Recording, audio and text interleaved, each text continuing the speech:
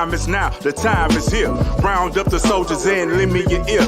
Pick your head up, stick your chest out, be strong. Listen closely, cause men can't always be wrong. Steve-O, JB, B. Hudson, and T. Swin. Gon' get your mind right, let's dive in the deep end and attack the issues and problems that hound us today. Yeah, we out here in the field, but we ain't coming to play. We all shepherds trying to keep the flock from going astray.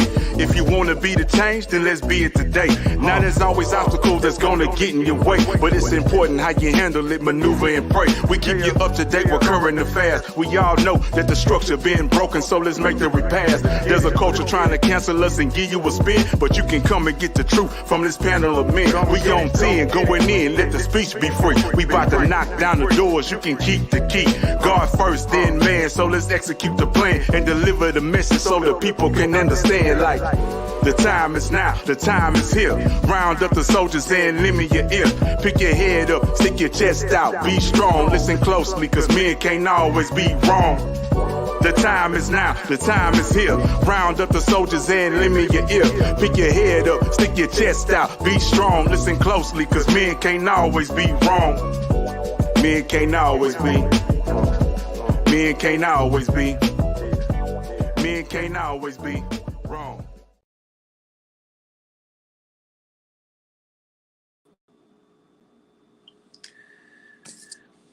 Well, tonight's discussion is a serious one,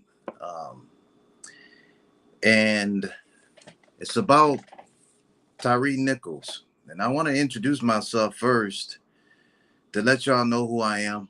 I'm a former police officer for the Houston Police Department. My name is Stephen Floyd. As a police officer, I did 12 years. And within those 12 years, history will record. And my purpose in life is to bring the change needed within policing, where citizens can get the help they needed in the assistance, the correct way, the right way. And as a police officer, I made 5 historical contributions for this country as a police officer that has never been done. 5. One of the major ones that I would say is that I arrested thousands of major dangerous criminals here across Houston. And out of every one of those dangerous encounters, including with weapons drawn towards me, I never once used my weapon to kill any suspect.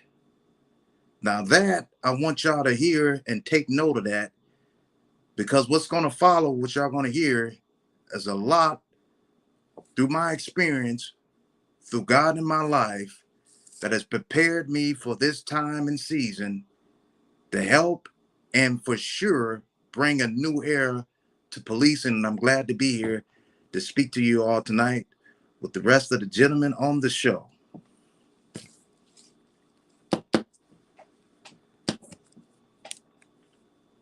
How's it going, everybody? It's your boy Jay Bean again. We have a real serious topic tonight. I wasn't a police officer, but I did do corrections for a little while. So this is something that not exactly I've dealt with, but I have dealt with a lot of criminals before. And unfortunately, in the prison system, we do have to go hands-on with them. So like Mr. Huberman Cop said, man, I never had to be in a situation where I actually had to hurt somebody like that. But always, as usual, I'm always giving my honest opinion, and then I'm gonna bring my boy T Swin in.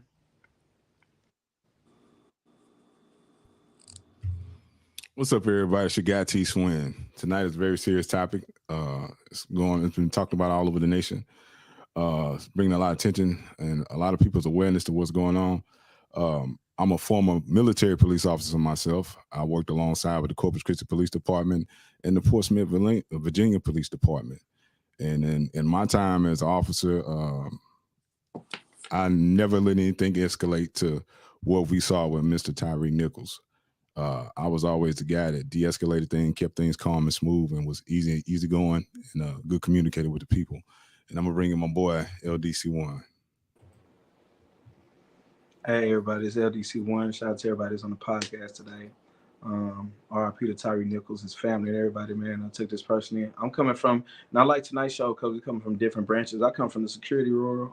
I'm the security world. I also dealt with deals with domestic and people fighting. And like I said, I never came to a level where I had to I felt like I had to hurt somebody, kill somebody. That's like a situation. But it's a lot of stuff that's coming out about this story, about what happened. Man, I got a lot of input. I ain't gonna lie, I'm angry. I'm just angry on why he was killed, if it's true, because, innocent until you proven guilty. But, we will get the show. But I'm just angry. I'm just tired of this. I'm hurting anger at the same, because I got sons. We all got kids, man. I ain't gonna lie. This just hit me on another level, man. Yeah. One thing, just by I'm sure everybody can sense the tone and the feel of everyone's spirit and through their conversation as they speak. Now, this is not going to be I'm going to go straight dead at it. This ain't going to be the last time this happens, unless we had to make the right necessary steps to make sure that the life of Tyre Nichols and so many others before him, their lives must not continue to go in vain, forgotten, for the next one to happen. And I can guarantee you the level of corruption within the police departments is so strong through the culture of it, because we've seen it, that you better believe that there are some corrupt officers right now waiting for the moment to do it again. And it's not going to be black officers this time. It's going to go right back to the common ones. And if we do not come together the right way, and when I say come together, I think this goes beyond protesting now. We have to put some measures in place, ladies and gentlemen. And I'm just going to stop right there. And because I know many of you all have a lot to say, T or anyone wants to come in, but before I even do that, I want to say this also. Yeah. Let me just say this real quick. Tyre Nichols, this traffic stop. Okay, now in my career, I dealt with specialized units, undercover investigations. I've done it all. So we're gonna start right from the traffic stop. Now, this is a specialized unit that did the traffic stop on Nichols. Now, when they did the traffic stop, they had a unit or vehicle in front of the vehicle, and they had one on the side and they had some in the back on this traffic stop. Now, it was supposed to be a basic traffic stop. And if that's the case, they did not have a reason to go full force and grab Nichols out of his vehicle on a basic traffic stop. So they've already set the tone for violations against this man's rights. And I also want to say, for them to even tactically pose their position of their vehicles in that way, was reckless. Their approach to him was reckless. Yeah. Their conversations and language was reckless. And the very first person out of all of them who made the first major threat physically to Nichols was that white officer. It was no reason for them to tase Mr. Nichols. It was no reason for them to grab him out of the vehicle. It was no reason for them to physically harm him at any point on a traffic stop that was not even legal itself. Well, we got new information. So I'm gonna start off saying this unit was called a Scorpion unit. The Scorpion unit, so this was the Scorpion unit said the Memphis Police Department disbanded its Scorpion team. Now it said this unit was created in 2021. So this was the unit supposed to be created for, right? It was supposed to be created to hit hotspot areas where it saw frequent aggravated assaults and high crimes, which we know that didn't have nothing to do with Mr. Nichols, right? Right. My question is, I'm gonna get to Exactly. that. So this, and then it also came out. So this was the narrative change. This is supposed to be over basic narrative story. From what I'm reading, he had both of them, Mr. Nichols and the cop. I gotta get his name. Ex-girlfriend. I sent you the picture. T. Swin Mills. worked at FedEx, and so the ex-girlfriend was dating Mr. Nichols, and of the cop, and basically this was some jealousy junk. This was a jumping. This was a lynching. Yeah. This was a hunt down. So it's different from what you saying. Like I can understand your everyday police beating or whatever, stuff that happens to, I ain't gonna say just black, but every race, but this was basically a gang. Hey, man, this dude with my girl, we finna go we need to beat him down. Where he at? Oh, he over here. Let's go get him. They had the power, they had the weapon. I guess they thought they was gonna get away. I don't think they thought they was gonna kill him, but flexing their authority. Yeah, they said the cop, they even beat him down, sent pictures to the ex-girlfriend to show him on the ground. Like, yeah, I got your man. Look where he at. So we dealing with something more corrupt. It's something wrong. It's messed up. So you killed this man over because he's with your ex. Your ex. Y'all done with. To be your ex, you got to be done with. You know what I'm saying? Yeah. Multiple news outlets said that Mr. Nichols was in a relationship with this Officer Mills' ex and the mother of his child. Yes. And I'm gonna just say, man, if you got, let's say if somebody's in a relationship and your woman is sleeping with somebody else, you don't take that anger out on that other man. You got to deal with home.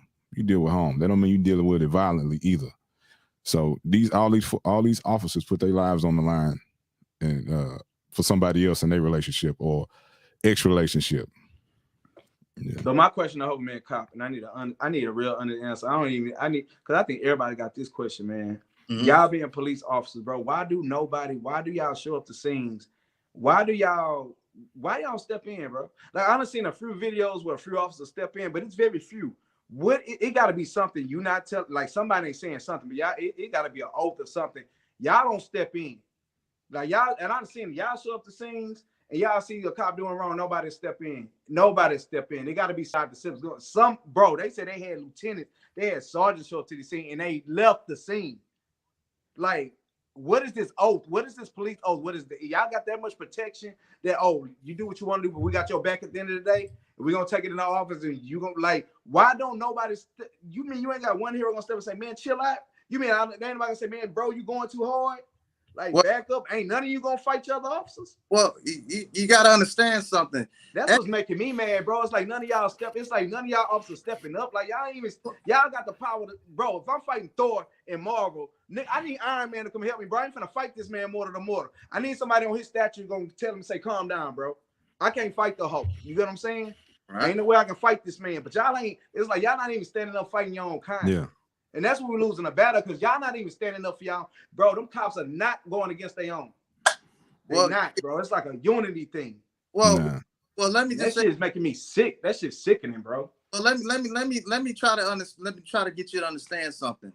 Now, you got to understand, when it comes to specialized units, each unit is ran by the sergeant, lieutenant. Well, the captain allows the sergeants to choose who they want on the team. So it's a team thing. Whoever they want is like a good buddy system.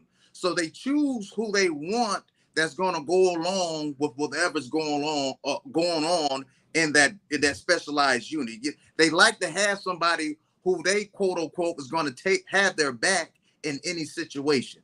Now, I'm gonna tell you this. Now, a person like me, when I was on specialized units, even when I was in specialized units, they didn't do anything crazy around me because I was known for not allowing or tolerating anything to get out of control or no one's rights is being violated. I was known for that. And that's documented. And you can ask anybody that knows me from Houston Police Department, they'll tell you that.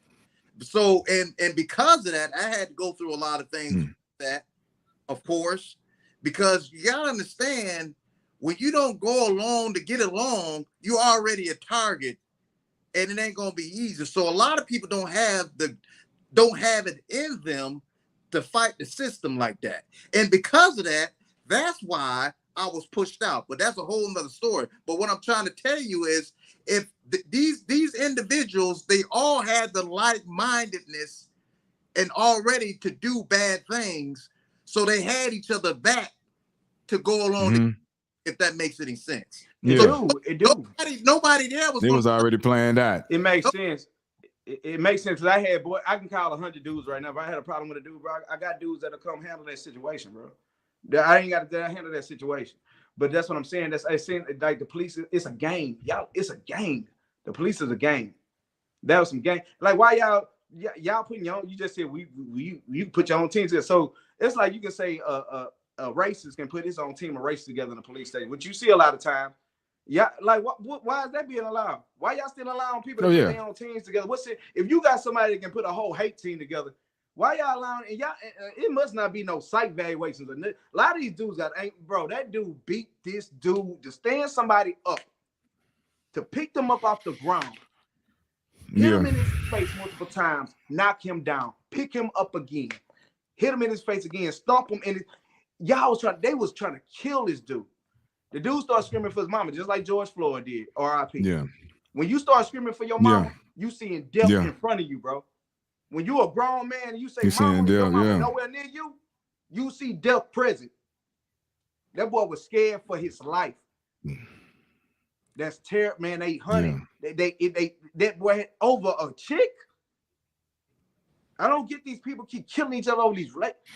It's like you can't move on to nothing. Like you killing each other over coochie. What is it about? Because he with your girl and your ex-girl. You got real people commit murders over. Man, been so many people killed over exes. It don't even make no sense. People just like, I gotta kill you. Can't be with me, I'm gonna kill you. No, but you gotta understand this also. Now this young brother was a photographer. Go ahead, Hubba man. No, go ahead. Go ahead. Go ahead. Well, what I'm gonna I was saying this young brother was a photographer, and the story. Go ahead. He was a photographer. Go ahead. I'm sorry. Yeah, this young man was a photographer. He was on his way back from a photo shoot when he was stopped, and as we know, as the news is coming out, there still hasn't been any footage showing where he committed a crime, or he was driving crazy, or they had a reason to stop this man. All the footage starts from when they come and they pull him out the car. They come at him at 100. They say 0 to 100. They come at him on 100. Now, I'm pretty sure most of you have already seen the video footage, so we won't show the footage, but we will play the audio. And so I'm gonna play that for you guys real quick. You get your ass blown the fuck off. Get the fuck out the car. Get the fuck out the fucking car. Damn, I didn't do anything. Turn your fucking ass. Hey, I didn't turn your ass around. All right. On the ground. Hey,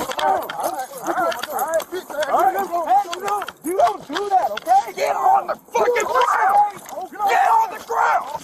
Okay. Tase your ass. Tase. All right, I'm on the ground. Lay down. That's all. Lay down. Please get on the ground. I think to tase you. Get on the ground. Lay down. One. Now. Tase. All right. Okay. All right. Break your shit. Okay, dude. Damn. Turn the fuck around. Put your fucking hands on your back. Bitch, put your hands behind your back. Break. Okay, stop. I'm gonna knock your ass the fuck out. You guys are really doing a lot right now. Bro, lay down. I'm just trying to go home. Lay down. Man, if you don't lay down. I am on the ground. Put your hands on your stomach. I got you. Okay. Get the fuck back. Stop. I'm not doing it.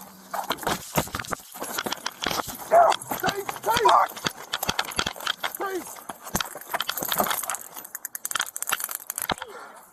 Oh, shit.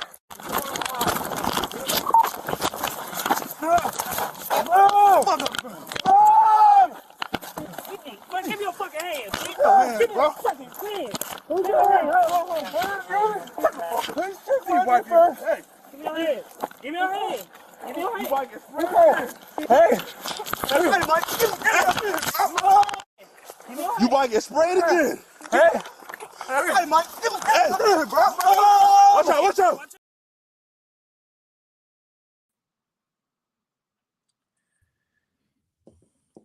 Wow. Yeah, that's kind of that's hard to hear. Yeah. That's hard to hear. I'm telling you, it's like they had so I can't much. play any more of the audio. That's hard to hear just by audio, and that wasn't even a video. But it's just that they had so much anger and hate. Like it's like, man. I don't know if y'all seen the movie Rosewood before. Anybody seen the movie Rosewood with Vin Rames? No. But it was kind of like that type of anger. Yeah. When them people got lied to and they went off on anger and they went off on what they felt because that dude's wife was slept with and they believed what was happening. They just lynched all them people. That's that night, man. That's what happened to him. Like, he was on the ground. The man was on the ground. He said, I'm on the ground. All right. Yeah. He said, he was on the ground. I'm on the ground. He was cooperating. He was the calmest person. He was the calmest person in that situation. And then they're yelling for him to lay down and get down. He's already on the ground. They got a taser on him. They say, man, you want him to take? Then you hear the other officer hollering, tase him. Then they pepper spray the man, tase him at the same time. The man fearing for his life. He asking him, why'd you even stop me? What did I do wrong? They say flight or fright. Yeah. No, man, you feel like you being targeted, you may run too. I know I would run in that situation. I would have ran. I have a question. Does anybody know? Did all the officers show up at the same time, or was it? No, it was a hunt down. Like it's kind of like they tracked him down. Like they knew. Okay, the officer got license plates. All they need is your license plate. They can track you down. It's kind of like trying to find a stolen vehicle. So they got you can tell the way they were chasing him. This was a move. They got him. Like they planned this. Like, we finna go get this dude.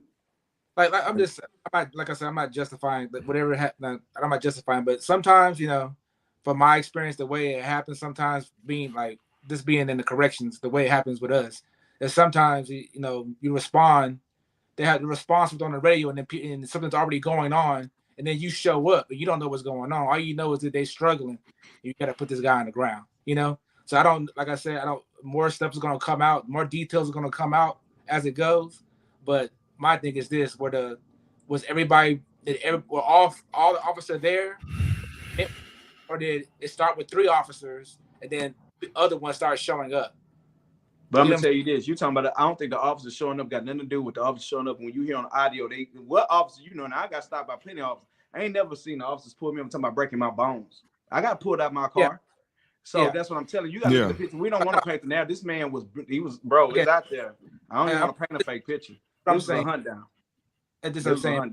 Were all 7 officers there at the same time when they pulled them out the car? No, they say 5 was there from the storage. 5 was there, and then the 2 supervisors. They saying there's 2 supervisors showed up on scene, and that's why they just put the other picture up of the white cop, because everybody was like, why it was a white cop there? Why he's not? So the supervisor showed up, but they walked. They didn't stop it. So that's why now they're the white cop was there. The white cop was there from when they pulled them. The white cop was there from there when they pulled him out and threw him on the ground. Yeah, you know what I'm saying? Because he was the one they was telling, like, man, tase him. He was there. Yeah. And so, beginning. So a lot of people were wondering who he was. The white officers, his name is Preston Hemphill.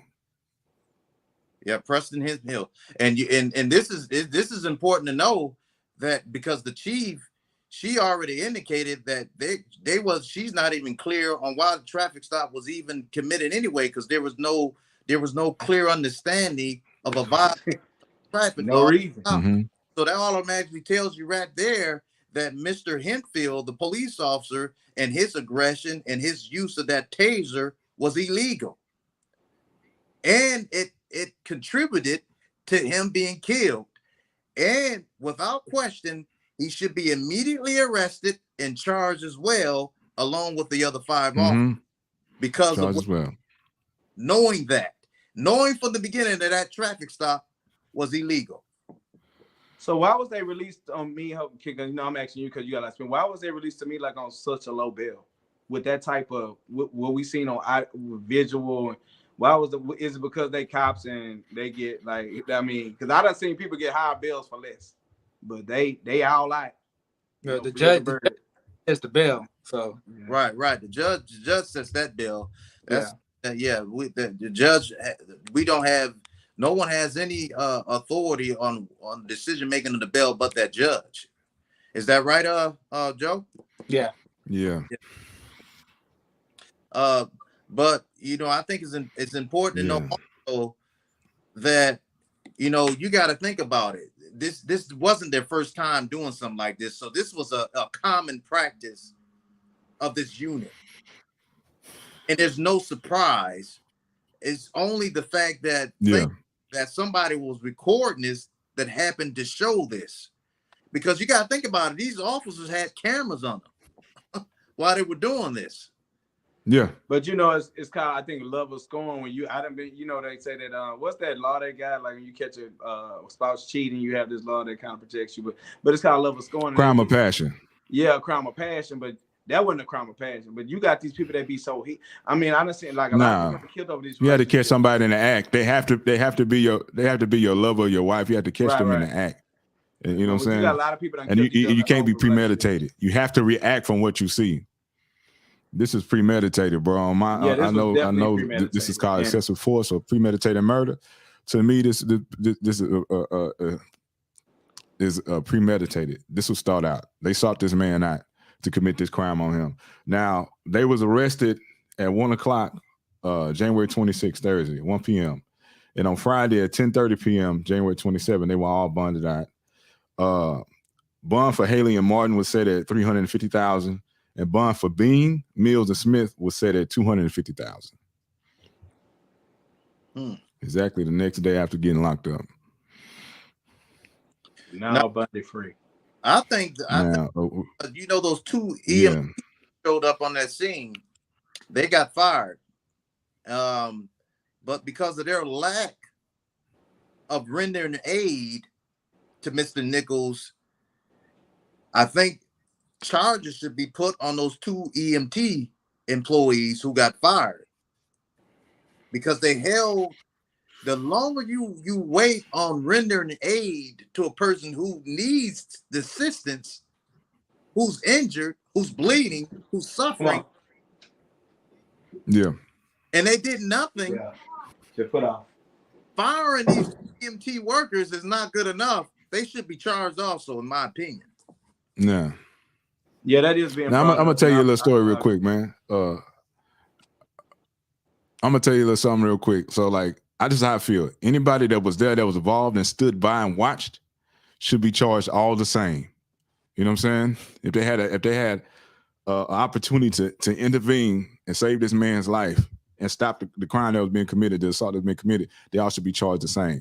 Now, as a youngster, I had a little buddy, man. He was like my little brother. I went out to the military. He started hanging around the wrong people. He got with some people that was robbing houses. Now, they went to go rob a house. He was the getaway driver. The guys went inside to go rob this house. They wound up shooting the homeowner. He didn't know what was going on because he's sitting in the car. They come out in the car. They take off. They get caught by the cops. They get pulled over. They all get charged with murder. He didn't pull the trigger. He didn't even know it had happened. He was just a getaway driver. But he wound up going to prison for the same charge as the guys that committed the murder. And that's how I feel it be. If it's like that for civilians, it should be like that for police officers. If you stood around and watched it and you was involved in it, you may not have committed the act, but you allowed it to happen. You should go too. They facing 60 years without parole. You should get the same. Yeah, I definitely agree with that. But this was just on the whole. This was just, but man, it's just like I say. What makes people kill? I don't know, man. I can't see myself killing somebody over somebody else, over a woman I'm not with. And I don't know how you just get to that stage where you say forget everything else and just kill like that. And then they have these guys follow. Now another thing too. Yeah. Now another thing too is that they was moving so swiftly with this, and I think it's only because it's black officers. Because so many times we see other police brutality, cases involving white officers or whatever. The investigation go on for years. They get suspended with pay. Oh yeah. Or they get let go and then they get rehired at another police department. They're moving real fast with this, and say like 20 days. With the 20 days from it happening, they was locked up 20 days and being charged. Yep. And I only think that's done because it's blacks. So they can say, "Hi, there you go. You got black cops killing black people." Right. But if y'all can move that fast in 20 days for these 5 black officers, then you can do that for all these other officers that's caught on camera committing the crime that we all see with our own eyes. Yes, that's how I feel about it. No, that's true, man. They moved real fast. I mean, footage got dropped the next day. The next day, usually waiting for a year for some footage to drop on some of these. And some of these cases, footage still ain't dropped on. So you're correct about that. But it's like, it's an aim to put it in our face because they want us to riot. They want to please people. Do not riot. Do not tear up anything. Don't tear up your city. Protest peacefully, please, because that's what they want.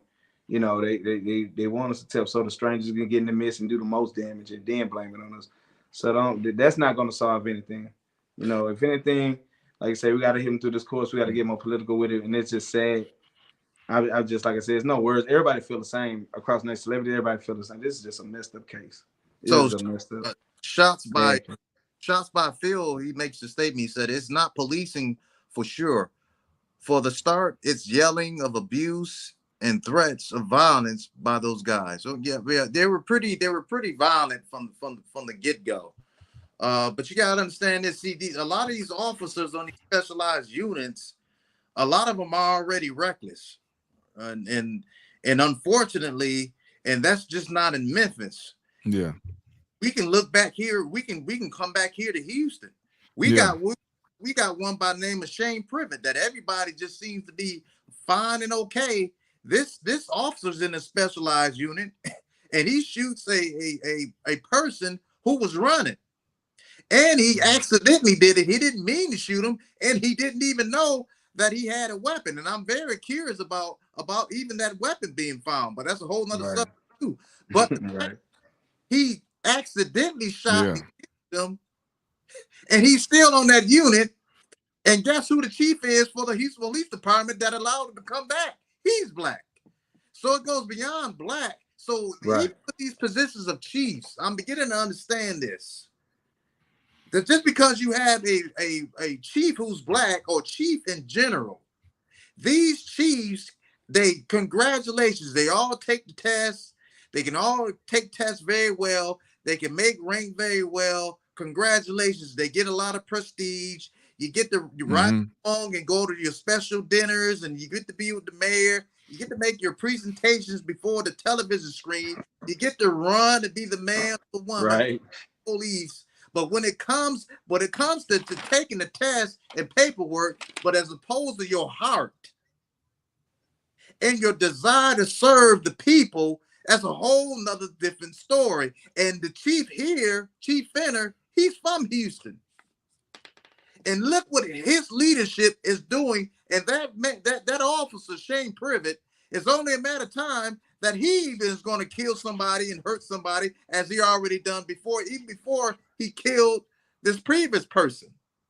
Right. So it goes to show that the culture is so corrupt that even if a police officer, if they choose to try, and it's been proven that they are retaliated against, even as I was, and it's not a pretty thing. Now, when you come against the powers that be, your finances will suffer. You will suffer, and your life can be in jeopardy. And I've experienced all that all in one. And ain't nobody's gonna be there to hold your hand. And a lot of officers, unfortunately, they don't want to go through that, because you got to think about it. A lot of these police officers have family and stuff, but it's beyond the point. We have reached the point that it must now see the change is not going to come within policing itself. It's not going to happen. It will never happen. It will have to come from us directing it in the right way to force the change, if that makes any sense. Yeah. So now, go ahead, Joe. I was wondering what things do you think that need to be put in place in the police department to prevent this from happening again? Do you think that the officers need more training, or you think it's more psych evaluations need to be done? I know some of them probably suffering from PTSD because I'm pretty sure they see things that us average people don't see. So what do you think is the answer to that?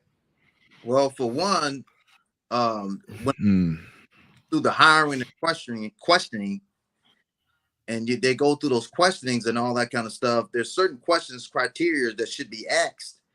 and they take polygraphs. The polygraph question should be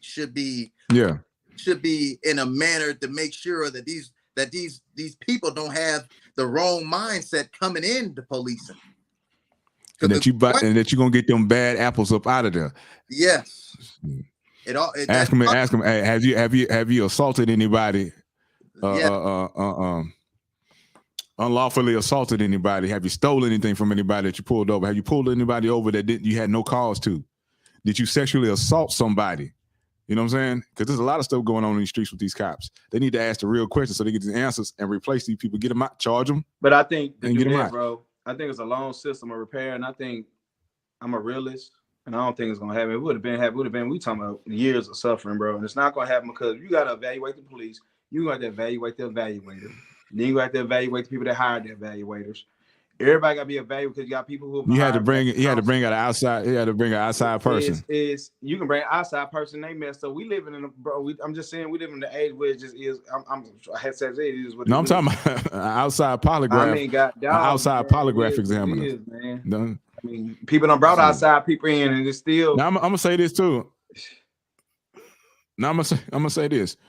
Like some people say, hey, black people need to police themselves. Now this happened with black police officers. Now you got some people. I know this from being in the military, and Steve-O, you might vouch for this for being a police officer. There are people that join these forces so they can intentionally hurt people or murder people. I've known people that join the military. They said, I just want to kill somebody. That's the only reason why I'm joining. So you got these people. Then you got people who got picked on and they want to get back at people. Right. And that's why they join the force. Right. You know what I'm saying? They want to pick on some of the people in their own hometowns. You know, we've heard that about people being jealous of people and put them in jail. I worked with a guy. I was in the Navy. He got out the Navy and went to the Army because he said, man, this is born for me. I'm ready to kill somebody. I want to kill somebody. Mm-hmm. You know what I'm saying? Have you experienced that on the police force, Steve-O? Well, I remember I had this one sergeant, and everybody knew this sergeant, well, a few of them, but this one sergeant was for sure. I mean, his whole intentions for making sergeant to be in a position of authority was to abuse his authority. But unfortunately, everybody knows it. A lot of these supervisors and those who make these ranks, they get that power to their heads, and they use and abuse it the wrong way. And please understand this. You know, and within policing, it's not really this as much as people think. Police officers don't really have each other's back like that. I'm gonna be honest with you. It's not like that at all. A lot of them are backstabbers. It's a lot of envy. It's a whole lot of issues that goes on because you got to think about it. Police officers deal with people's problems in society, and then compound that with their own problems. Man, it's a mess. And there's no one straight answer. But one thing I can say is that we all got to know who's serving you in your communities. That's the first thing, and I'll never stop saying that. You got to be able to know who's serving you in your communities. And not only that, you got to be able to utilize the officers in your communities the right way so that when you do need them, they'll know who you are. Does that make any sense? Yeah, dude, but I get what you're saying. It makes sense. It makes some sense. I'm gonna tell you this, man. Like you say, you don't know, like you say that like cops don't rock with each other like that. I'm gonna tell you another little situation, man. We was in Pasadena, Texas, man. We was performing. We left out the club from performing. Now, we knew the people that owned the club. We knew the bartender. We knew the DJ. The bartender's sister was there. She went to high school with our other group member. Now, one of the police officers out there tried to talk to her. She didn't want to talk to the guy. So she go and talk to my buddy. They went to high school together. They catching up. They exchange phone numbers. Now, he got upset. He said, what you doing talking to that black guy? He come over there. He grabbed her. He said, what you doing talking to that black guy? She flicked her cigarette at him. She was smoking a cigarette. Now, we was in our car pulling off. She flicked her cigarette at him, and he ran over there to the driver's side as we were pulling off. So my brother was driving. I'm riding shotgun. He said, let me see your ID. And we like, man, what's going on? That the female giving you the problem. Why are you harassing us? He reaches in the car, he grabs my brother, and he does this. My brother got his hands on the steering wheel. My brother stopped the car. He said, man, what are you doing? He goes. So the other police officers see him over there in the window going like this. They run over. They grab my brother. They slam him on the ground. 3 cops come over, pull him out the car. They slam him on the ground. Next thing I know, I hear, put your hands on the dashboard. I'm looking at them pull my brother out. I turn over this way. I see 8 cops with guns pointed at my head. Now, I'm a former police officer, and they tell you when you have a threat, 2 shots in the mask. There is no threat. They say, put your hands on the dashboard. I put my hands on the dashboard. They say, put your hands on the dashboard. I say, my hands on the dashboard. Just like they told this man to lay down on the ground. He was already on the ground. They said, I say, my hands on the dashboard. They say, put your hands on the dashboard. I say, my hands on the dashboard. And I'm looking at the barrel of their guns. I'm like, man, they just want to kill me. I look, they got my brother on the ground. The cop looks at me. He says, I'm going to get your brother for assaulting a police officer, and I'm going to make it stick. Now, these other cops heard that. My brother spent 10 months in jail for a crime he didn't even commit. And what was so bad, the prosecutor and them knew that my brother didn't commit a crime. They were like, yeah, we know he didn't touch him, but they were still trying to offer him 3 years in prison. And so the system is dirty. And this was a traffic stop y'all were on? Yes. Wow. Nah, it wasn't no traffic stop, bro. We was leaving a club. We had just finished performing. The cop was upset because the girl he tried to talk to didn't want to talk to him, and she was talking to a black man. Only because they went to high school with each other. They weren't talking to try to date. He got up. He said, "What you doing talking to that black guy?" And he grabbed her by the arm. She grabbed her arm away from him and flicked her cigarette at him. We was in our car leaving the club. Okay. He ran over to the car and said, "Let me see IDs." And I say, "Man, what are you doing asking us for IDs?" I said, "That female is the one giving you the problem." Then he reaches in the car and did all this stuff. My brother stopped the car. He reached in the window, doing all this. My brother sitting there holding the steering wheel. He said, "Man, what you doing? What's wrong with you, man? What you doing?" And he said, we all looking at him crazy. The other police officers run over there. That's when they grabbed my brother, slammed him on the ground. And then I had 8 cops pointing their guns at my head, telling me to put my hands on the dashboard when they were on the dashboard. They told me like 4 or 5 times, and they had their guns pointed at my head. I said, my hands are on the dashboard. I thought I was going to die that night. Well, let me ask and then I'm an ex-police officer too, right? So I'm telling them what they doing wrong. I said, "Man, what's your PC?" I said, "What's your PC?" He said, "What's that?" I said, "Your probable cause. Public intoxication." I say, "Bro, nobody had a drink. Nobody had any alcohol in this car." I say, "Man, you need to tell me what I did wrong." I said, "Y'all going about this all wrong, man. Y'all not following protocol." I said, "Man, I'm an ex-police officer." He said, "Man, you need to shut up because you watch too much mother TV." Let me ask you this. Do you I had to spend 20 grand to keep my brother out of prison for something he didn't do? Yeah. Well, a situation like that is the same thing with Mr. Nichols. You know, if you had somebody do you think if you had access to someone within the police department to call on, or someone that could have... Bro, there's no time. There was no time to call nobody in that instant. There was no time to call nobody. There was no time to call nobody. We seen him have an issue with a female. He ran over and started acting like he was tussling with my brother. There was nobody to call. They already had their guns pointed, grabbed us out the car, slammed him on the ground, slammed me against the car. There was nothing. Then I'm telling them what they doing wrong, because I just not too long ago got out the military. So I'm still fresh in my police knowledge. You know what I'm saying? They telling me to shut up. I watch too much TV. I say, I'm a former police officer. What y'all doing is not right. And so they take us to jail. I spent a night in jail. My brother was on probation at the time. And that's when he had a card in his wallet. And then when that cop saw that card, he said, I'm gonna get your brother for assaulting a police officer, and I'm gonna make it stick. And that's the scary part, my brother spent 10 months in jail, only for it to be dismissed. I had to spend 20 grand to keep my brother out of jail. They were trying to give him 3 to 5 years in prison for something he didn't do. And they come out and say, well, we know he didn't touch him.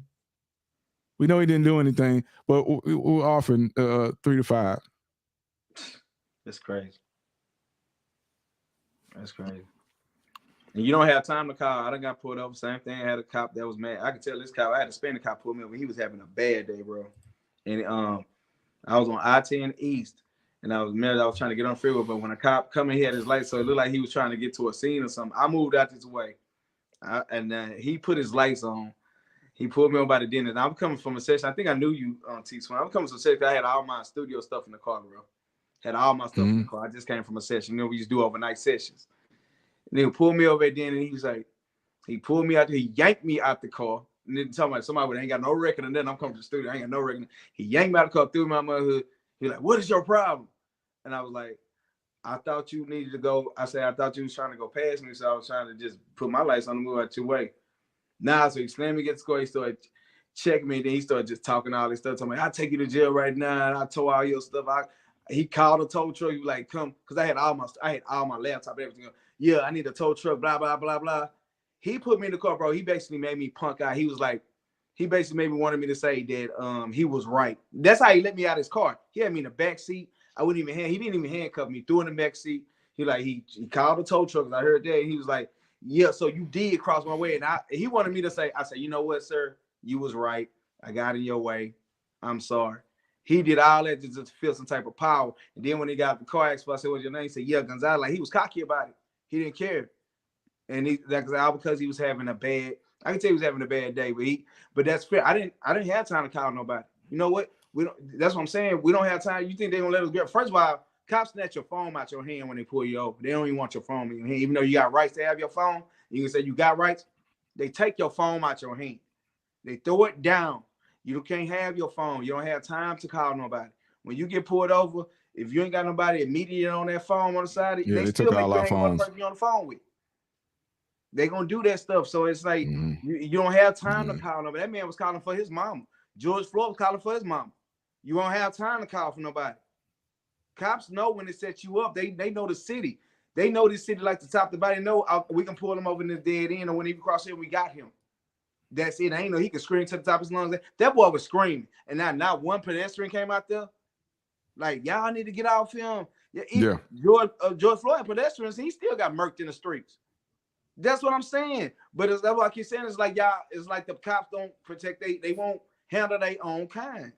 Most times when you go to a family event, right? Your family get into it with somebody you brought to an event. You had to get your family off this person. Otherwise, they would literally kill this person. You gotta say, hey, cousin, back up. They with me. They with me. Even people, they talk about all this check-in in Houston, right? They with me. They with me. Let them be. The minute they find them, they finna smother you and beat you, bro. And that's the thing. It's like I keep saying, it's a gang mentality. It ain't no time to call. You gonna call during the time that boy was scared. I keep putting myself in his shoes and what I would have done different. I would have ran. They would have called me. If they would have called him, they beat him to the dip. They beat him again because this was just your average traffic stop. This was a love scorn. This was some jealous stop. This was some straight up jealous. You swear that girl was sleeping with all them. The way they had his back. Like, God, and the girl had to be done with him. Yeah. She was done with him. That's what I'm saying. He didn't go hurt her. He went and hurt the man she was with. Well, the multiple media outlets said that she was the mother of his child. They knew the dude wasn't gangster. They wouldn't ran up on no real gangster, like, because that dude would have probably shot back and fought back. They knew who they was chasing. You know, he was a skateboarder. They said the dude took pictures and skated on his skateboard. They knew he was. Look how the way they was. He wouldn't even fight. You know, even in a fight like that, somebody gonna be trying to fight back. You get what I'm saying? You got a gangster dude, even though you finna lose, he wasn't even throwing a lick at them cops. He kept saying, "I'm on the ground." Yeah. That's that same scene. I don't know if y'all seen that social video where this other officer. And they was shooting them multiple objectives at him. That's confusing. You already know that tactic. One cop saying lay down. One cop saying get up. One cop saying put your hands behind your back. One cop saying put your legs down here. That we already know that tactic. You already know something bad finna happen when they start doing that shit. When they start telling you, you got 5 officers telling you different stuff. You already know something bad finna. How can I follow all y'all objectives? So if I don't put my hands back, you finna shoot me. If I don't put my legs, you finna shoot me. If I don't sit straight with my, you finna shoot me. Who do I follow? I'm scared. I don't know who to call. I'm by my. It ain't no time to call them. It's like you in that death, man, where you know you finna be murdered. That boy knew he was finna be killed. He started calling for his mama, man. He knew he was finna be killed. He knew it. He started calling for his mama, man. He knew he was finna be murdered. He knew I ain't finna go to jail. Now at the end, Yeah. now these cops, man, they sitting around like they happy about what they just did after they committed the assault. They like they just talking over a barbecue or something. The way they was congregating with each other, like they was happy about the event that just happened. Yeah. And then they were claiming that they trying to claim that the man was high. They trying to claim he reached for the gun, Nowhere in that video that man reached for no gun. None of that. None of that. They had his hands. I'm on the ground. That should have been over with. I'm on the ground, officer. He said, I'm on the ground. He said, okay. He was on the ground. Yeah, They could have hog-tied him. Even if he was there, the hog-tied, but they could have hog-tied him. And they already had him on the ground. He said, y'all got me. They could have hog-tied him and threw him in the car. They didn't do that. They picked him up and they kept beating him again. When they threw him down, they picked him up again and they hit him again. That's a fucking lynching. That's a beatdown. Yeah, my problem about this is that why do we have to always wait till somebody gets killed again before we get to this point of rage and wanna do something?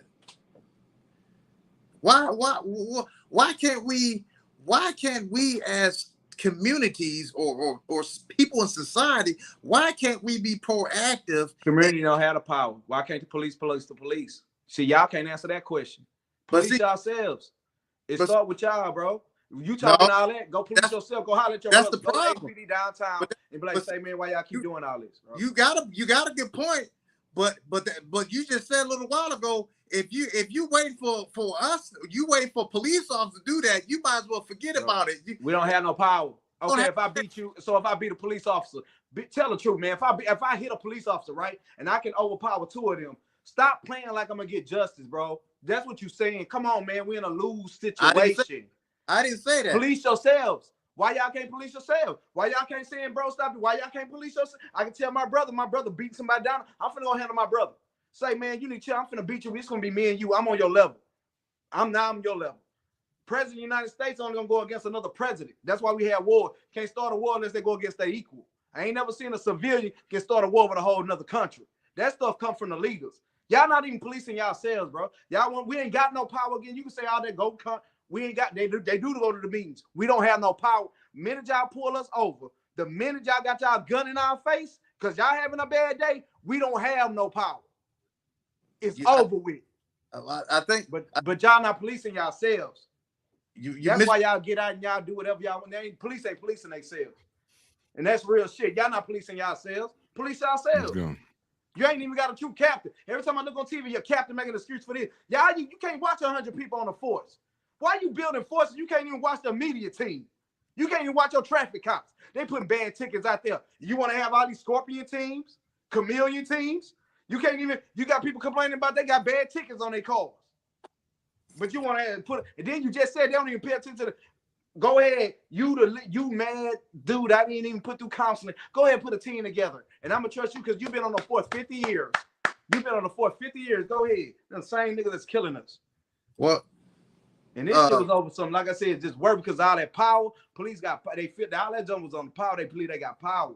And the world believe, y'all in us, they make you believe y'all got power. Look at my stuff police get away with. They get away with it. Y'all got to, you can't say people see that, man. It's some type of oath with y'all, man. For real. Y'all, it take a lot for y'all to sell out each other. It take a lot for y'all to go to court against each other. Now we got a comment from we got a comment from the King Starter today. It says this was an unwinnable situation.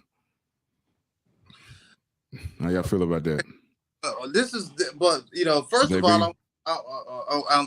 first of all, I want to make sure y'all understand something. I'm not a police officer anymore. I'm not a police officer anymore because I was forced out of police. So all this, that's the first statement I want to make. Secondly, you can say what you say, and that's fine. But you got to understand something. After emotions, that's part of the problem. Emotions and your feeling, I understand that. But emotions don't win the battle. Emotions don't never win a war. It's strategic planning, preparation for a war, which wins a war. It's even in the fight. Now, I come from the hood. When I grew up, you know what I'm saying? I prepared, and I'm the same way. I stay in shape. I'm fit. I don't go around sagging. I'm always watching, and I'm ready for anything that happens. And it carried on when I was a police officer. If you go about life not prepared, just like tomorrow you got to go to work. You don't go to work without thinking about how you're going to prepare yourself, what you're going to wear, what you're going to do. You got to have a mindset to be able to perform your job the right way. It's a mindset. If you think just because police officers are doing whatever they're doing, so what? So are you saying forget it? Forget about life? How you prepare for getting killed? You hear what you're saying? But you're missing the point. I'm not talking about being killed. That's what happened. We talking about Tyre, though. That's what happened to him. How you prepare for getting killed? How you prepare for getting hunted down to kill? If somebody want to hunt down to kill you and track you right now, how you prepare for that? How you prepare? You'll be Rambo? You got 100 guns on you?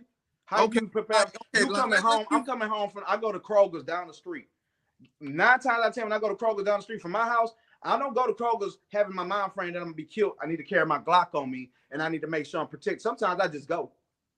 What you saying? So I need to carry my Glock with me every day. Every day I got my kids with me, I need to make sure I got my gun on me. And then I need to offer cop because they might try to kill me too. So how am I prepare for that? Listen, you prepare. We're gonna face real. It ain't no preparation. Well, you know what? Then unfortunately, I don't know about you, but I'm talking about for me now. And I'm talking for people who knows about. I'm just talking about people who've been in the fight, who know about preparing for any situation, regardless of what. If death comes. But you still have to prepare for anything that comes. What do you mean if death comes? What you mean if death comes? what that mean? Hold up, that don't even make. What you mean if death comes? Death comes. Anybody leaving out their house want death to come? Man, I don't want. You know why I talk nice to these cops when they pull me over and I suck and I swallow my tongue that day with that cop? Because I wanted to make it back home to my children. I really wanted to tell him out. I really wanted to push him. But you know what? I would have been dead. I wouldn't even been on this podcast, so I had to swallow my tongue. I had to say, you know what? Yeah, you're right, Mr. Officer. You're right. I'm the bitch ass person that, whatever you said I did it. So you can let me go so I can go home. Please, man. It ain't no power with that. People prepare for death. No, I'm trying to make it back home to my kids. I ain't trying to prepare for death. I'm not walking out the house thinking I got to do. I shouldn't have to do. That's a shame. I got to do that anyway. Especially with people that's supposed to protect me, but you can't call them to protect you. You're still missing the point. 7 cops at that scene. Yeah, they got killed. You're missing 3 days of suffering in a hospital. Well, I'm not. You're still missing the point. But that's the thing. When people are emotional like that, I'm not dealing with your emotions, man. I'm dealing with reality. And you're attacking without me finishing my statement. That's the problem too. You're not even letting me finish my statement. You automatically attacking me what I'm saying without me finishing without me concluding. Not attacking. I have an opinion. Go ahead, Steve-O. Finish what you're saying. Go ahead. Yeah, you go ahead, Steve-O. You're not giving me a chance to make my statement. You just told me. Go ahead, bro. I don't agree with that deaths come in, man. Well, you didn't let me finish what I was saying. Well, okay, but finish what you're saying, Steve-O. For all other people who's listening, this is one thing you don't do. You don't never allow your emotions to override reality. And when I said about death, I'm not talking when you prepare for death. Everybody has to prepare for death. If I die, if I was to leave my house and I get killed, I'm not going to just allow nobody to kill me. So it depends on the situation. But you prepare. If I die, I'm going to be prepared to die. But in this situation with Nichols, he wasn't prepared for it because he didn't see it coming. It just happened.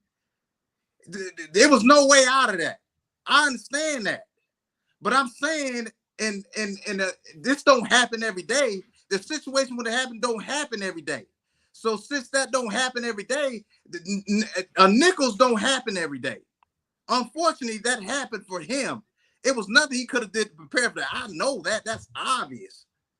But what could have been done a little bit better in the situation for anybody else if police officers are coming up to you like they did Nichols, unfortunately, Nichols, he was saying, hey, y'all doing too much. They was all over the place. They tell him to do this. They tell him to do that. Hey, he's all over. All he had to do, all Mr. Nichols had to do is just lay flat out on the ground and kept quiet. If they hit him, they hit him.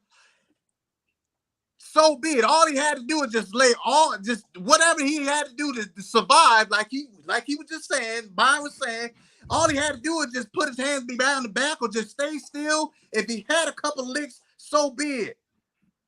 But he didn't do that. He was still moving around. He was still confused. He was saying, hey, y'all doing too much, and they yelling and screaming, they're doing all this, and his emotions was getting involved like him. And like in a situation like Byron, and I'll be honest with you, police officers would have you quick to get you killed or get you put in jail because you're too emotional. I'm dealt with plenty of people. You make yourself an easy target. No, I never got caught quick. I've been living 40-something now, years. bro. Well, When they came at that young man, they didn't come at him like they tell you verbal commands. They was yelling obscenities at this man. They call him all kind of names. They call him bitch ass, N-word, everything. And they grabbed that man. They was already twisting his arm as he's getting out the car. Already doing it. And then he said, man, come down. What am I being stopped for? What did I do? I'm getting down. I'm on the ground. He was calm. He wasn't resisting to anything. I didn't say he wasn't. They already was telling him, I'm gonna break your arm. What he did, I hear you, bro. I'm just talking about what happened. I'm just talking about what happened, and they already talking about I'm gonna break your arm, get out the effing car. They already came at him like F you up first at the front of the stop. They yanked him out. Like I say, I believe it was premeditated. They knew they was looking for this man. They found him, and they had an agenda. I already know all that, but what I'm saying is, all I'm saying is I understand all that. I'm not disputing any of that. All I'm saying is, if he first of all, I know he had to run. I probably would have ran too. But the point is, even when they had him down on the ground, he didn't lay flat on the ground. Maybe if he would have laid flat, maybe that would have helped him. He was getting told many directions that we could turn. It don't matter. It don't matter about no direction. It don't matter about none of that. They got plenty. It don't matter about that. No, it don't. They got killed. It don't matter nothing. But all he had to do was just lay flat on the ground. He was on the ground. I said flat on the ground. You know, they was beating him. Huh? How you gonna lay on the ground? You saying lay down with somebody? They was beating him. Tell him. Man, they wasn't beating him at first. They was not beating him at first. What are you talking about? Cops got cops back, like I said. Man, they was not. I stand on that. Police got police back, bro. Since you will see how the case come out and you regret it, but police got police back. That's what I see right now. I'm not even. That man got stepped on. First of all, I'm not. You ain't got kids, right? There was my son. I be thinking different. I got a son. Ain't no way to get to the soldiers. I mean, you ain't got no kids to even feel no type of way about it. I'm not a police officer. You're not, bro. But you police got police back. It ain't about you was the officer and y'all got each other back. Ex-officers got police back. You don't make any sense. Tony just said this man got assaulted from the start, and you still like, well, you're not making any sense. Laid down. I'm pretty sure his parents want to hear that right now. If you're my son and my child, let Steve-O say his piece, man. You're not making any sense. Byron, let Steve-O say his piece. And JB, if you got something, chime in. I'm done with the piece. The piece ain't getting nowhere. Like, man, come on, cops got cops back. That's it. That's my opinion. Okay, so Steve-O, go ahead, Steve-O. So I'm a person about solutions. So this ain't bringing no solutions. So I'm gonna bring solutions. The solutions would happen to Nichols, and the solutions is happening all over the country with police officers. First of all, you'll never just allow police officers to be police officers and let police officers just abuse, brutalize, and do whatever they want to any citizen. And I'm saying to prevent this from happening again, there's protocols that can be in place from us. You don't wait on the police department to do what they need to do. It's up to you as a citizen to help the police, even if they don't, to do what they need to do. And if you're going to wait for the police department to do what they're going to do, you're probably going to be the next victim. So for those who don't have that mindset of just targeting and blaming the police, and you want solutions, Here's a solution. First of all, forget about what police officers do, because they're gonna do what they're gonna do. If you haven't, that's obvious because they've been doing it. So what we gonna do? Are we gonna sit here and talk about what police are doing and cry about why police officers don't have why they have each other's back and whine about what police officers are doing? I'm not looking for that person. I'm looking for the person who's gonna say, well, what can we do to make sure that we know what officer is what officer in my community, and how can I utilize people in my community to make sure that we are prepared and know the police officers that serve our community, to make sure that what happened to him ain't gonna happen to me in my community with the police officer that serve in my area. This is how you do it. You do it proactively. You don't wait till you get killed or wait till a problem comes to you. You be proactive against it. So how do you be proactive against it? First of all, you have a system in place. A system, what are you talking about system? A system is, okay, know how many people in your community, you got a job, every guy has a life, have children. I don't have no children. But we all should know each other, right? All should have a police officer who is in that division be able to know you in your community, have access with that police officers when you have questions or concerns with that police officer through somebody else, the middleman, in case a problem does happen to you. That police officer will have contact with that person that has contact with people in that community. So if something goes down with someone in your family, that police officer can get a hold of and have contact with people within the police department on your behalf. And you don't wait till a problem happens, because in case if it does and you can't call nobody, like the situation that happened with T. Swain and his brother, or any other situation, when you get locked up for or wrongly doing, you will always be in this system, in this network, where you had the help from a specialized police officer and that person who's helping you in that community help solve that situation that you're going through. And that solution is what I call CPAA, that goes beyond that. With CPAA, they would help you would get the help with legal help in a situation. You would get help if you need help with bonding. You would get help with an investigation and documentation on your behalf in case a problem is being done with a police officer or someone that's a criminal in your community or in society itself. You don't have to take matters in your own hands and be emotional, because if you do, you probably end up dead, or you'll be in long-term prison because you're too emotional and you don't have no plan or strategy. This will end all of that with strategized, proactive work on your behalf. It's like car insurance. If you have car insurance in case you get in a car accident, right? Everybody has car insurance. You hope to God that you never use it, but you have it just in case. So if you're going to live life and expect something bad to happen to you, and you don't have nowhere to turn to, you don't have to worry about that no more, because you have stuff in place now. You have protective measures in place to help you with the police, the right police officers to help you. And that's what CPAA. CPAA stands for Citizens and Police Immediate Interactive Assistance. That's going to go globally all around this country. That give you 24-hour, 24/7 assistance to help you anywhere at any given time. And you don't want to wait until you get involved with a bad police officer or you get jammed up before you start making decisions, because it's going to be by then too late. And so these are measures in place to help you before you get to that problem. So this is what I think the problem is. Okay. So I think it's too easy to become a police officer. That's one problem. Because with 2 years of school and a T code, right? And some of them you don't even need that. You just need to have military experience. First of all, you got a lot of gentlemen. This is from my experience that come from the military that already have PTSD. So they're already psychologically messed up.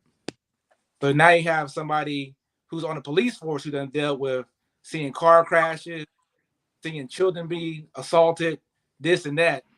So it needs to be more criteria for you to become a police officer, and it needs to be some kind of psychological evaluation, like on a yearly, monthly, or something to make sure you still mentally fit to be in that position. We're not doing enough to, being a police officer is a hard job. We do need police officers. I'm not going to sit here and be like, oh, we don't need no police officers. We do need police officers. So, but you also got to realize the mental strain that job in details that will turn somebody to do something like this. So you got to deal with your job, and then you have your personal problems, and you just, I know even us, when the mental stress piles up on you, you do explode. Now, did he take it? Did they take it out? If the allegations are true about him this being behind a woman, then it's wrong. But you also got to realize, was he mentally fit at the time to even be policing right now? You got personal problems going on, then you got to deal with the stress of a job. That job is highly stressful.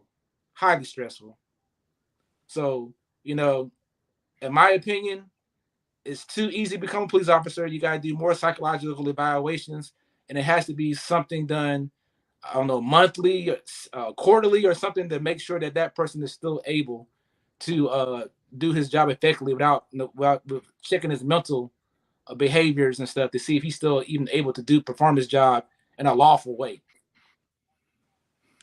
This will be my last word, Yes, and my apology if you feel like I was stepping on you, but I feel like you can't be too emotional about some stuff. You got some police officers that come on their job too emotional. I don't think you can really put a pinpoint on somebody's emotions, because any time of day, whatever you're going through, you can cry 1,000 tears or cry 1 tear. I don't think you can base that on emotions. Like I said, if my son was killed like that, I don't think there's no such thing as telling me you have too much emotion. I would have the utmost emotion. And I looked at him like he was, because he was young. My son liked to draw, or he does the same thing. He like to do all the same thing. So I looked at that, and I feel that passion. Yeah. So I feel that, I feel that passion, that hurt for that family. So I don't mean to step in, but I am emotional, because I'm tired of seeing, like he just said, like I said, the police are hired through the process, right? Through whatever y'all hiring process. I mean, I ain't gonna keep saying y'all, because he was past police, but whatever the process is for police officers, right? They have to go through all these channels, and somebody is letting the bad ones through the channels, not the community. That's what I'm saying. That's all I'm saying. It's not that we don't interview police officers. You know what I'm saying? If the community could interview police officers, half the bad ones wouldn't even be hired. We'd be like, oh, something wrong. They crazy. Don't hire him. No, he crazy. I did a test on him. He almost locked me up for having a gummy bear in my sock. Something wrong with him. We don't get to evaluate. We got to trust the system, right? But like you said, everybody in the system stressed. The people who evaluate the police officers stressed. The people who going through academy are stressed, because they got to make through academy. You got to pay. Everybody's stressed where they like. And today, when I see people like, man, I'm just trying to go home, get this check, and go home, pass you through. We need, if you see every day, they sit here, we need police officers. We need police officers. They do. They need more officers. So they trying to get as many through as they can. And you can't tell me they going by the major, like, oh, we're going to just use the top of the class. They basically, to the point, if you make it through that, it's like you pass the TAS test, you can come on college, come on apply. So that's all I'm saying. We, the community, don't have power over that, and that's what we getting hurt. Now, we can go vote. We can do all that stuff you said do. But as far as letting the police officer, the door, not the vet, we don't have power over that. That's what I'm saying. Something going on. Whoever letting these cops through the door, whoever letting them correct these units, that's where it need to be evaluated at, and then go before they say, okay, now I know this. Now let me go beyond that and see where that came from. But that's not happening. And then we reach the punishment. So I get what you're saying. Have somebody. I think about it and say, man, imagine having a mayor in your pocket, right? You got the mayor number in your pocket. You be like, hey, cop pour milk. Can send somebody to help me? They'll help you. But a lot of people in the community, we don't have that phone on dial. And then when you don't know you being pulled over, you go into shock. You get what I'm saying? You see them lights behind you, your first mind ain't people forget to record. You get what I'm saying? The people who catch footage, the people who I was riding, they always got their camera on. Then the people catch the footage, you see their camera coming from the dash. My phone was on my side. I had to literally pick up my phone and press record. By the time the cop be like, "Why you recording me? Put your phone down." And then if I don't put it down, it's gonna get worse. No matter how much rights I got. So that's also my apology. But I do got a lot of feelings because it's like it's a no way out game. And I see your answer to like, I see your answer like, go ahead, but it's still a no way. You by that time, you ain't got time. When they own you, you ain't got time. People got people on speed. He just ain't got time. So he was scared, and it hurts because he was scared, man. It's like shout out to the this is my last thing. Shout out to the, I don't know if y'all pay attention to the, I think his last name Gonzalez. Everybody follow the kid. Gonzalez, his dad just died with the social media, but his dad just died. Like he said, he was dying of cancer, but he got to go through with his sons also. But he was saying death is scary. Death is scary when you know it's prominent and when you know it's coming. And when you know death is coming, the last thing in your mind is, like, he called for his mama. He didn't call for his best friend. He didn't call for his girl. The girl, remember they said he was with the girl. He didn't call her name. He screamed out mama. Death was promised. So a lot of times you ain't got time to, like, you just ain't got nobody right there at that time unless they was there at the moment. My safety thing is I want to tell people, try not to ride by yourself if you out late at night. Try to always have somebody, if you even go to Jack in the Box, if you can have somebody ride with you, because 2 people is better than 1. I believe it's 2 people. They would think about it. They would have to deal with 2 people better than 1, right? And so sometimes I'll be like, my last comment, if you can ride with somebody or have safety of going out, even if you want to go out, especially late hours, try to take somebody with you. Or, you ain't supposed to be driving, take somebody that can drive. Take somebody with you and start trying to go out by yourself. We got to start, we can go down the street, take somebody with you. And then if it's not that important, wait till the next day. Because, you know what I'm saying, just wait till the next day, people. It's dangerous out here. The cops scared. People scared. It's dangerous times to be out at night. I don't even try to go out at night no more. So I just want I pray for everybody. Once again, my condolences to his family. My condolences to everybody's involved, to every family that has went through this. And like I said, I'm not blaming the police. These was individuals who committed this act. It wasn't the whole police department. It was individuals who committed this act. It's not against the whole police department. But I just something has to be done. I know sometimes people of the same stature couldn't check the people that, like Tom Brady. He's a quarterback, right?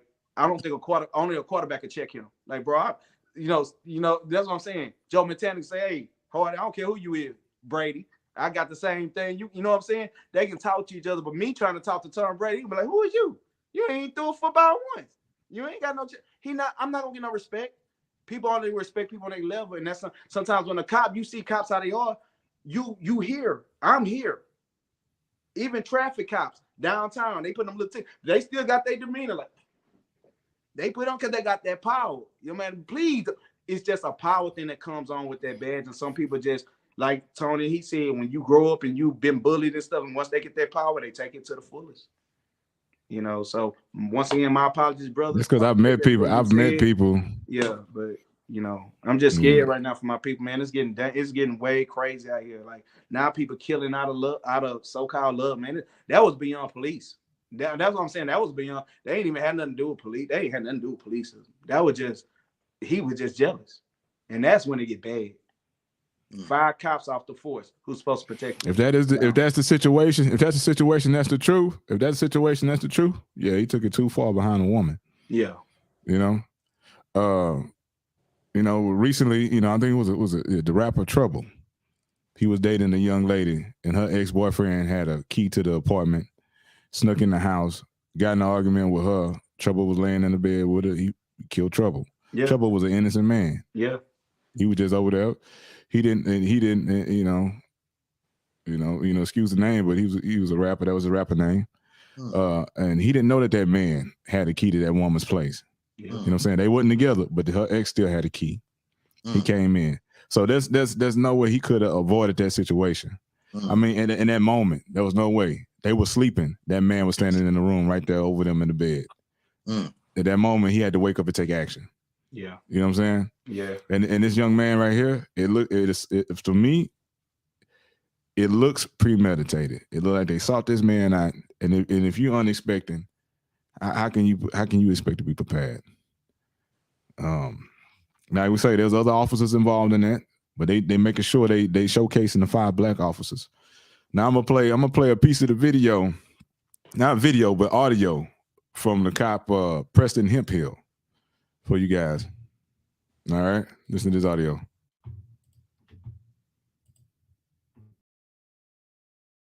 I don't spray myself. Shit, you sprayed me too, but luckily it didn't get in my eyes, just on my eyebrow. I hope they stomp his ass. Come on, get some more units over here. I hope they stomp his ass. Smith is calling for other cars because him and Martin are chasing him. They're going to be at Ralston Council Gate. Another car's below the Ralston Council Gate.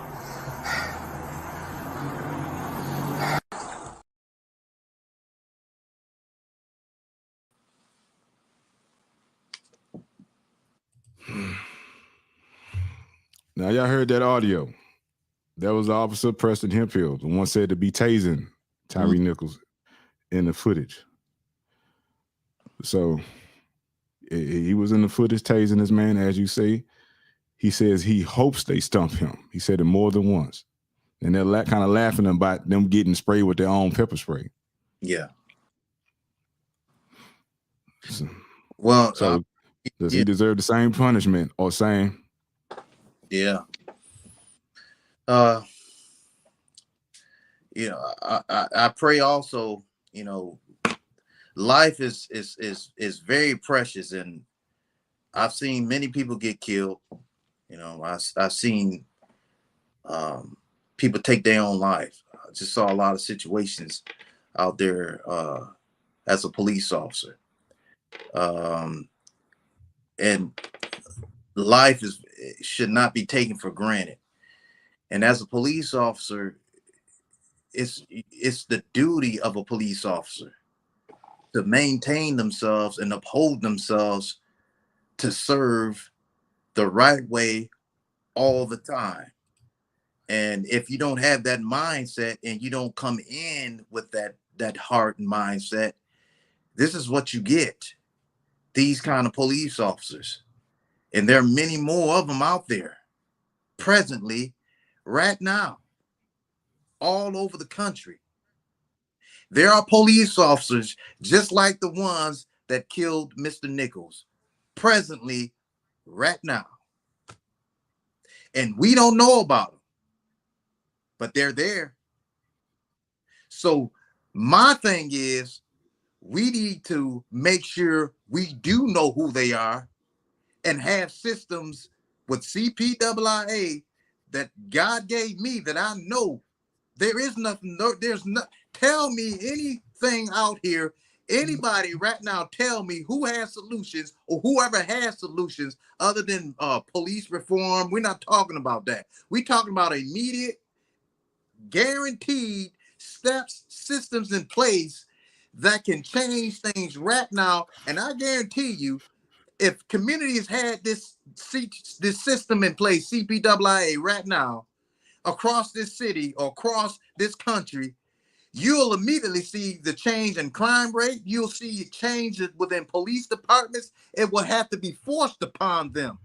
See, the system is so in place that it will have to force police departments to get in line, because this will continue to happen as it has been happening until there's something in place to stop it. And CPWIA, I will say it till I die, in my purpose in life, and the reason why I had to go through what I've been through with the Houston Police Department, with the corruption within police department, with them taking me out of policing, with them trying to take everything that I had and worked for hard out of policing, with them trying to degrade me, disgrace me, inhumane me. They took my badge. My blood is on that badge. I worked so hard for the citizens of Southeast Houston and all across this Houston undercover and investigations. Many of y'all don't even know until I'm saying it now. For the Houston Police Department, and it's federally documented, there is not one police officer in the police department, the Houston Police Department, or anywhere in the country since the foundation of policing that has done what I have been able to do for the citizens of Houston. And because of my stance against injustice and corruption, the mayor knows it too. It's not brought to the light yet, but it's going to have to. because what I've done as a police officer is honorable, it's distinguished, and I sacrifice my life, and I'll do it till I die for citizens. And God, I know, I always talk about God because it is God that has kept me, because I could have been killed multiple times in undercover work and as a patrol officer, protecting and serving the citizens of Houston. So I'm not just talking to be talking. I'm talking with solutions that I know God gave me, because he kept me alive through all that mess and all the problems and the struggles I had to go through as a police officer to get to this point. And ladies and gentlemen, we don't have to continue to see what we've been seeing from those officers, because there's many more of them out there.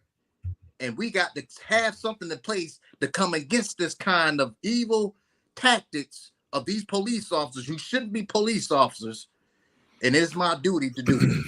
That's my purpose in life with CPWI. And I thank you all.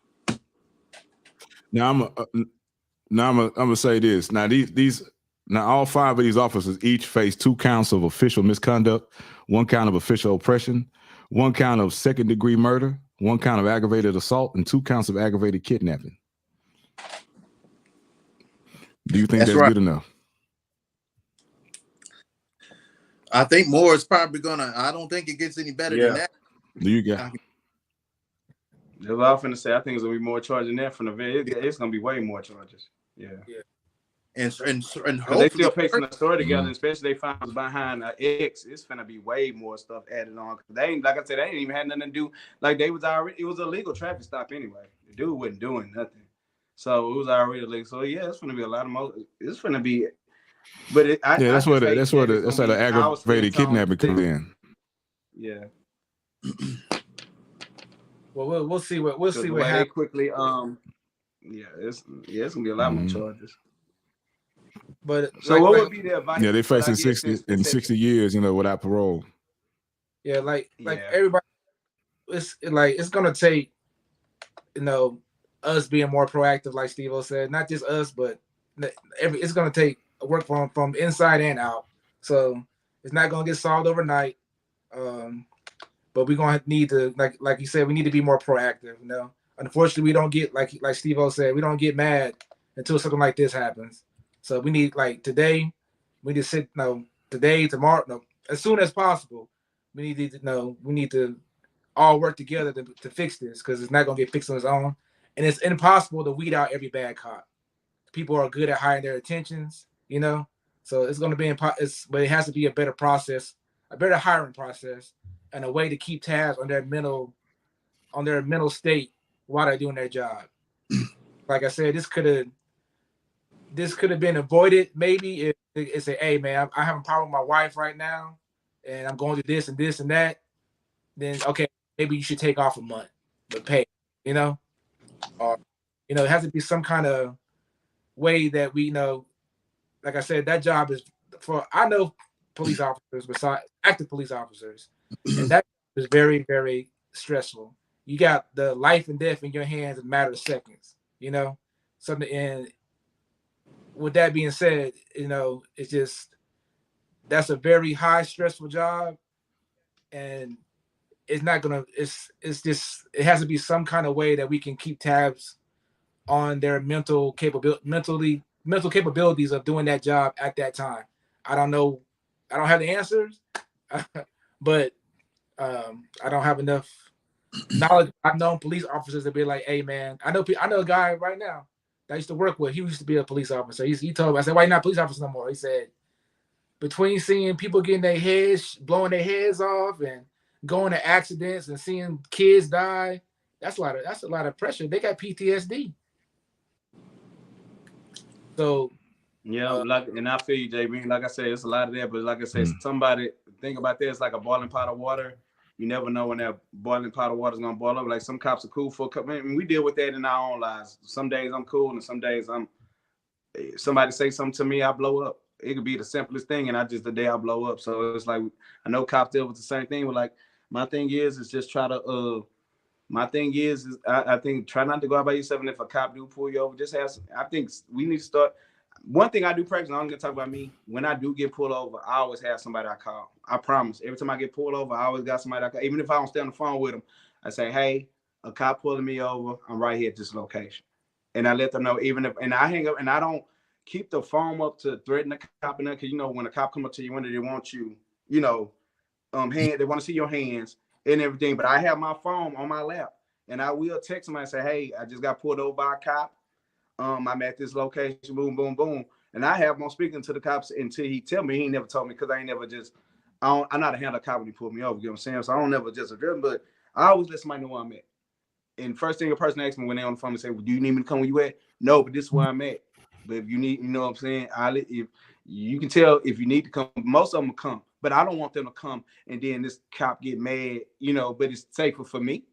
They're not coming to disrupt the situation. Nothing's coming from my protection. Even if they take me to jail, it's for my, they might come. I don't want my car to be towed. They can take my car home. You know what I'm saying? So I'm gonna call somebody if I can. Somebody just try best you can. Like I said, try not to go out alone late. And please, like I think one of the good advice, even if it's not a official cop, let somebody good, you know. So everybody got good people. Let somebody good who know got a name in their life. Let somebody know something. You know, let somebody know something. Even if you text text message ain't nothing, y'all. Text message go to me. You don't know I'm text message help people. You ain't even got to call a person. You say, hey, just text them. I'm going to Jack in the Box 10 p.m. Oh, I made it back home. I'm good. They wake up, see that message, they know you good. They wake up, see 10 p.m., don't see the return message, they know something probably happened. You know what I'm saying? So it's just a lot of ways we can protect ourselves, and it's all behind communication. Let's communicate. If the laws pull you over, try your best to abide. I just think it was hard for him because I done seen that situation with thousands of people when you're getting told too many objectives and you don't know which way to go. Which way to go. And please, everybody, follow the show. Everybody's been supporting the show. We thank you. We thank you. We thank you. Keep following the show. Follow everybody on the show. We did have a lot of good. We didn't even get to the comments in the chat, y'all. We had a lot of people putting a lot of facts in chats.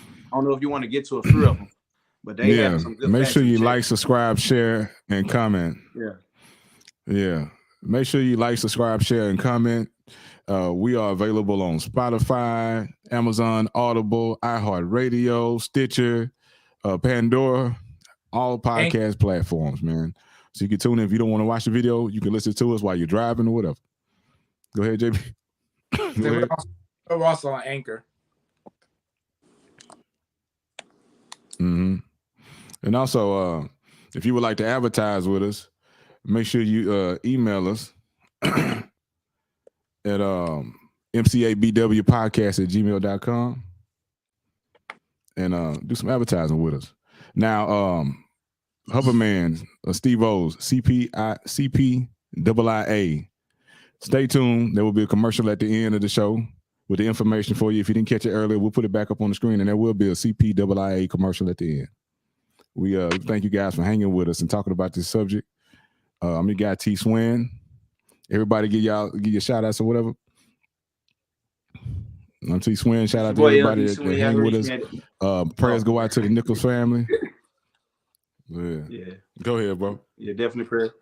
Yeah, prayers go out to the Nichols family, and like I said, everybody involved. Because even though these these cops, if they got kids, it's hard for even their kids. So I'm praying for. I'm praying for the whole thing because, like I said, it's a whole thing that's going on. It's like a chain reaction. So I'm praying for that. I'm also praying for them. Like, just moving and they don't realize what happened, but y'all don't really like put y'all life at risk. Give away your freedom. So I'm praying for them, praying for their families and their children. They're praying for the next family and anybody that go through this. I'm praying for everybody that's out tonight. My prayers, my prayers with you that you make it home safely. I am LDC1. Like I said, I do a plethora of things. So especially a lot with music, a lot with everything, man. Just multiple. So you can reach me at LDC1 underscore at IG or LDC1 underscore TikTok, anything, just put LDC1 underscore and I'll pull up. You know what I'm saying? And like I say, I'm showing gratitude and appreciation for everybody that has been watching and been giving us views and been giving us likes, man. We appreciate you all for sticking with us through these hard conversations. We won't get along all the time, but trust me, we understand each other because that's what it's all about. Men cannot always be wrong. You know what I'm saying? So, I got love for my brother up there. Don't think I was hating on him. You know what I'm saying? That's love. We're going to go at it for y'all. You know what I'm saying? Because I know it's a different opinion all over this world. You know what I'm saying? But shout out to my crew too, man. I love you guys, man. And when y'all be safe too, man. You know what I'm saying? Don't ever be if y'all out, don't throw me a text or something, man. I'm going to the store. Something, you know what I'm saying? If y'all can't reach nobody else, y'all reach out, you know what I'm saying? Oh, yeah. Real talk. Same. Now I do vice versa, man, for real. We definitely appreciate everyone. Excuse me, for listening in. Bless you, bro. You know, this is not rehearsed, man. We just speak from the heart, and sometimes we may be going back and forth a little bit, but that's good stuff. We all grown men here, and we all coming together to try to work this thing out and deal with situation that is at hand. So I appreciate everyone and the crew here. And to make sure, if you wanted to follow and know more about me, you'll see me on my social media platforms on Instagram, Twitter, TikTok, Facebook, Hoverman Cop. You can look me up. If you have any questions, you can DM me. You got the numbers at the bottom of the screen. You can text CPAA. You have any questions, want to know more about CPAA, how it can impact you, how it can impact your family, it can impact your community, it can impact your school system. So it goes beyond just your community. It reaches the school system. It goes far beyond the issues with policing in your community, everything. So I'm here about solutions and bring the impact that's needed to bring the necessary change so that we as a people can have a better tomorrow. JB. Yeah, I just think we need a better process. I personally think it should be 4 years of college plus the T code and a psych evaluation. I think the process of weeding some of these people out that have some of these issues is not being addressed.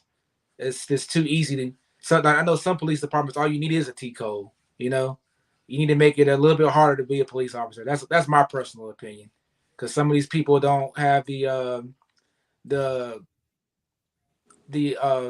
ability to make good decisions, because or the intellect to make those decisions. I think it need to be better training. I think that all, like I said, like Japan, for instance, a lot of officers don't even have guns. And on top of that, a lot of officers have to go to school for a way longer time than we are required to go to school in America. And then on top of that, everybody there is trained a martial art. I advocate training martial art, because if they would have been a little bit more trained to go hands-on, they would, if it was a different situation, because we don't know this whole situation as of yet. But if it was a different situation, they'd be able to restrain him without having to hit him. You need to give these officers more tools besides their gun, their taser, baton. They need to train weekly. And an ASP baton. Yeah. They need to train weekly to be able to subdue a person without having to punch or kick. And I think that would be a vital asset, and maybe cut down on some of these deaths.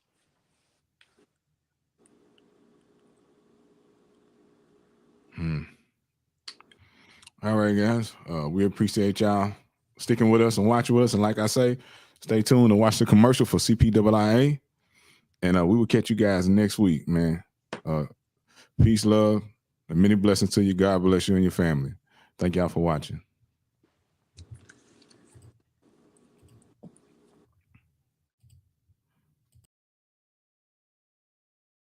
Music, this is way more than music. This is way more than music, this is hope. When life becomes a slippery slope, too hard to cope. And if you listen close, hear the angels in the notes. Sometimes it's just a fix you need because it's dope. It's medicine, it's magic, it's spiritual. Some are just music, and to others it's a miracle. Take you back to grandma's kitchen, main course with all the fixings to another dimension. Fact or fiction, it can mellow out the friction in your daily life. Introduce you to a culture and a way of life. I'm loving this energy you're giving me now. I'll do what it takes to keep you around.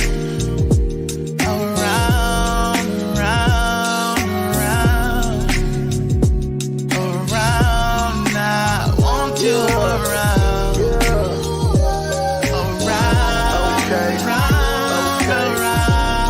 I really like when you're around. Baby.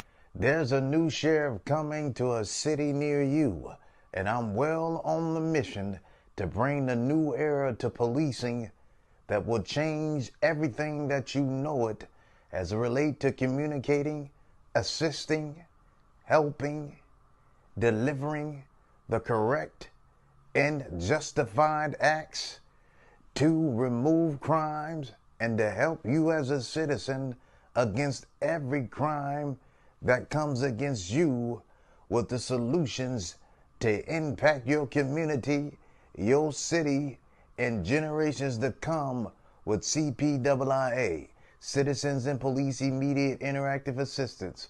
I cannot do this on my own. I need your help, and we together can for certainly make the change needed for a better city, a better country, for a better future.